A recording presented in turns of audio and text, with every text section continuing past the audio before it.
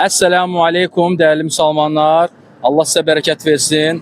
Elhamdülillah heyvanlarımızın kəsilməyinə yavaş-yavaş başladıq və onlardan 20 pay Fərad çək zəhmətliysə bura gətirildi. Qaraçuxur məscidinə gələn ehtiyaclı, kasıb, zəif müsəlmanlara bu cür ət paylarımız harsa bir 3 kiloqrama yaxın olar da, hə? 3 kiloqrama yaxın hər bir ailəyə bu cür ət veriləcək inşallah.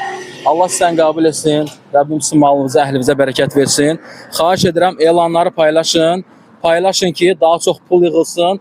Biz bu cür heyvanları alıb kəsə bilək. Ərzaqlar da yanında inşallah. Esselamu aleykum. Esselamu Aleyküm ve Rahmetullah ve Berekatü.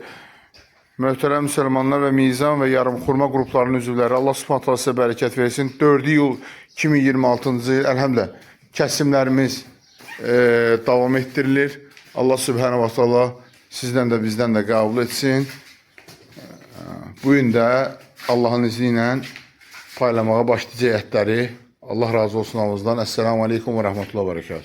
Esselamu Aleyküm ve Rahmetullahi ve Berekatuhu. Değerli müsəlmanlar və Mizan Yardım Qrupunun üzvləri, 3 iyul 2026-cı il Mizan Yardım Qrupu tərəfindən Sumqayıtda 5 ailəyə ət payı yardım olundu. Allah Subhanahu teala müsəlmanların malına bərəkət versin. Amin.